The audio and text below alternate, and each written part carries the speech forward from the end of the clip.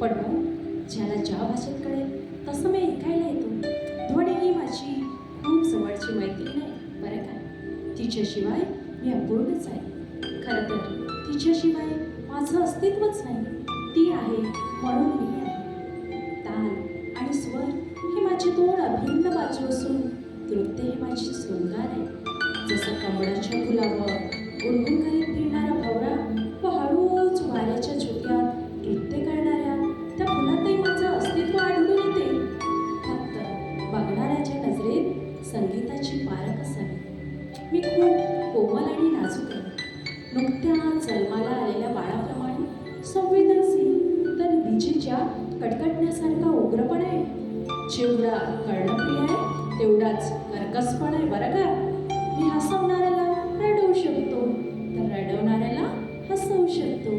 गरज भासल्यास तांडव पण करू शकतो. मी ईश्वरीय शक्ती असल्यामुळे ईश्वराचे एक रूप होण्यातही माझा खूप मोठा वाटा आहे. मी अथांग असा सागर आहे. त्यामुळे आजपर्यंत या भूतलावावर कोणीच माझ्या खोलीला किंवा शक्तीला स्पर्श करू शकला नाही. हो, पण खऱ्या साधकाने जर का मला साध्य करण्याचा प्रयत्न केला तर त्याच्या क्षमतेनुसार त्याला नक्कीच यश मिळते. आणि त्यातलंच हे एक छोटंसं उदाहरण.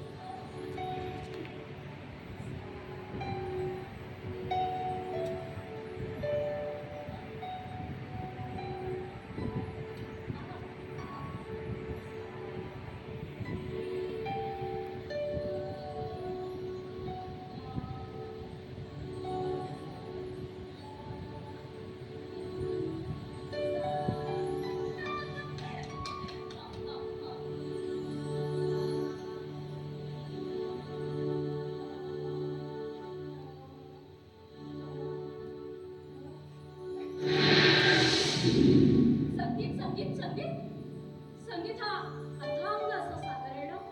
पण या संगीताची रचना कुणी केली असावी?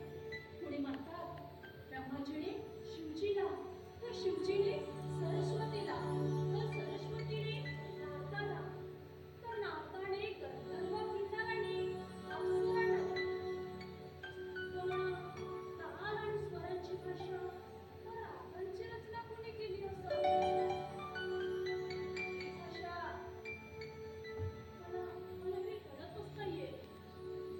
भारतीय आणि पाश्चात्य संगीताची भाषा ही वेगवेगळी का असावी? कदाचित ही मानव निर्मित तर नाही ना.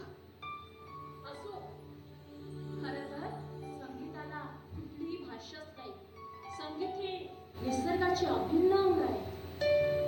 निसर्गात घडत असलेल्या प्रत्येक क्रियेमध्ये संगीतच तर दडवडते. आपल्या